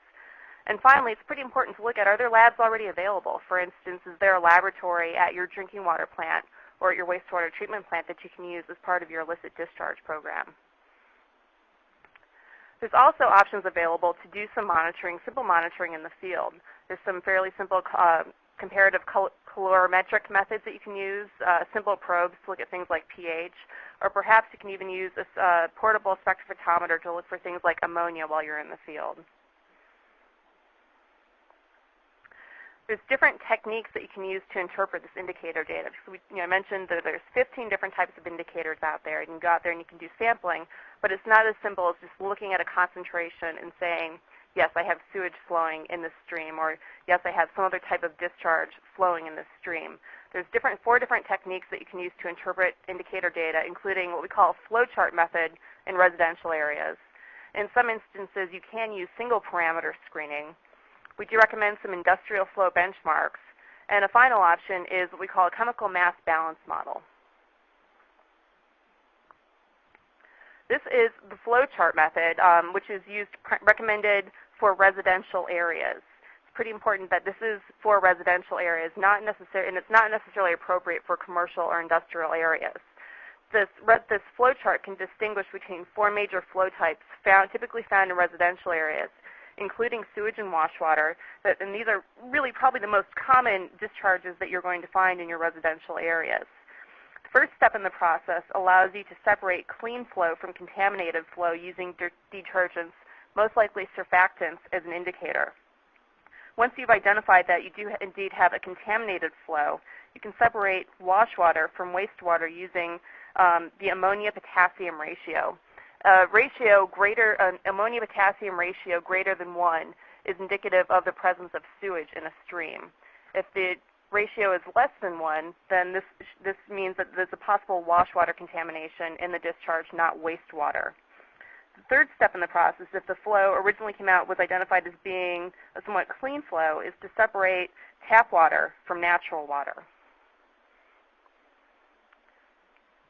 For other areas within your community, you may turn to single parameter screening, which is not something that we would necessarily recommend for all cases. The 2 parameters that show up as being kind of the best single parameters to use are detergents and ammonia. Detergents really are probably the best single parameter to detect illicit discharges. The specific thing that we look for when we're testing for detergents is the presence of surfactants. However, one of the big concerns associated with this is that the reagents that are used to test for surfactants are hazardous, so this may require laboratory testing as opposed to doing it in the field. Ammonia is another good single parameter indicator, indicating the presence of sewage in a stream. Generally, concentrations greater than 1 milligram per liter is a positive indicator for sewage. However, a few things to consider is that flows can be contaminated with groundwater or clean sources. So oftentimes you may have multiple sources coming out of an outfall, one of which may be sewage. So in that case, the ammonia concentration may be less than 1 milligram per liter. Other flows, such as irrigation for agricultural areas, may also have high ammonia concentrations. So in this case, we get a false positive for sewage flows. A better way to look at this would be to use, once again, the ammonia-potassium ratio that we recommended in the residential flowchart method. A third way to evaluate indicator data is to look at benchmark concentrations. And here we outline 7 specific benchmarks that we recommend for industrial discharges. The first 2, ammonia and potassium, overlap with the residential flowchart. So in this case, you might be saving efforts and resources by conducting ammonia and potassium across all the different land uses within your community or within your watershed. However, there are 5 additional parameters that you may want to consider depending on the types of industries within your community. And once again, there's much more detail on these different indicators and parameters in Chapter 12 of the IDDE manual. As well, in addition, in Appendix K, there's some additional guidance on specific industrial considerations. The fourth way to look at and interpret your monitoring data is through a chemical mass balance model or a chemical fingerprint library. A chemical fingerprint library is basically a summary of the chemical composition of the range of discharge types in your community. So in this case, you're actually going out and figuring out what the chemical concentrations are for the typical discharges that you might see while you're out conducting your outfall reconnaissance inventory. In the long run, this can really help streamline your local program by facilitating identification of different types of flows in an outfall. This does require some work, though, to set up the local chemical library. To develop this local chemical library, you would collect samples at the actual source of different types of discharges, such as tap water, sewage. You might go to the sewage treatment plant to collect a sample, wash water, shallow groundwater, and things like that. Collect a sample, run some tests, and determine what the concentrations of different indicators are within these different types of flows. And Table 47 in the IDDE manual provides some more guidance on this.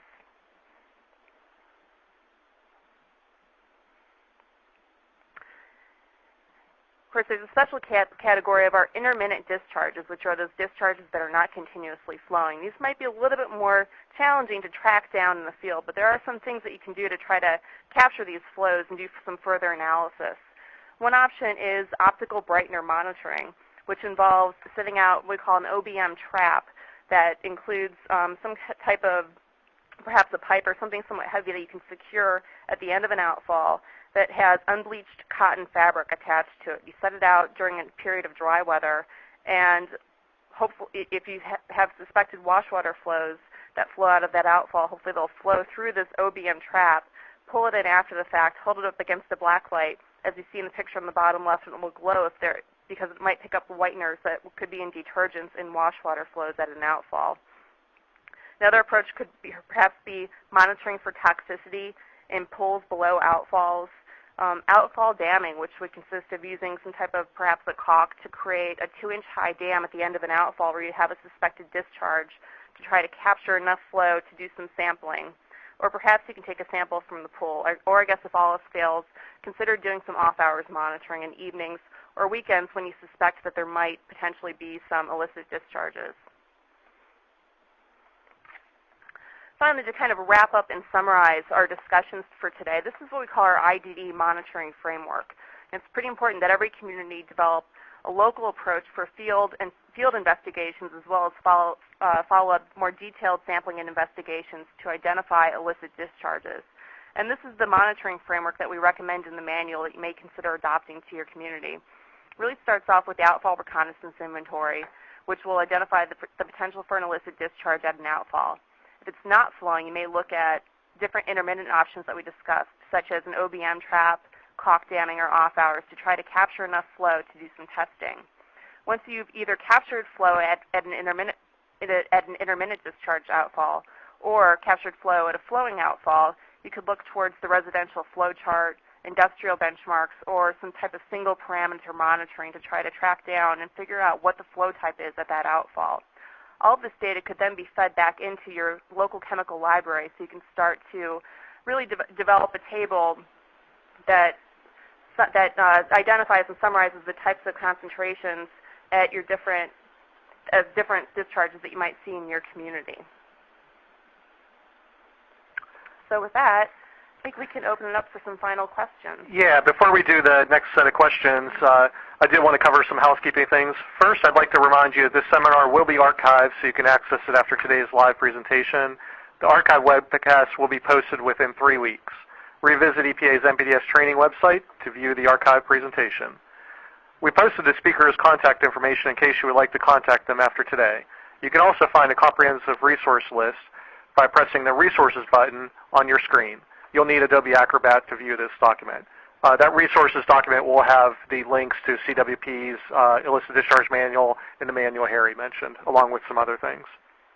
Finally, today's webcast evaluation survey should appear soon on your screen. Please consider completing this survey and let us know your thoughts. We do appreciate your feedback as we work to improve our webcasts. If you do not see the evaluation survey on your screen, please turn off your pop-up blocker. Don't forget to download the certificate. You can print the certificate after this webcast. It will not be mailed to you. Now we have some time for additional questions. The first question is actually for Harry. Harry, we know there are some sensitive issues related to finding illicit discharge in one community, but what about when that discharge is tracked back into another community? How does that work in your situation? Well, it depends on the community. If we're working in both communities and they've bought into the program, usually it's not a big concern. But every community is going to be different. We've experienced both communities that are cooperative and then other communities that are not cooperative, or at least initially aren't cooperative. But over time, we have seen where most of our communities, anyways, and that's all I can speak on. Most of our communities are working together to solve those issues when they do come up. Okay, great. Thanks, Harry. Next question is either, I guess, for Harry or Jennifer. But what do you feel are the minimum materials needed for a simple test of an illicit discharge in an outfill? What would you consider kind of the minimum necessary? At a flowing outfall, I think at a minimum I would recommend temperature, pH, and ammonia.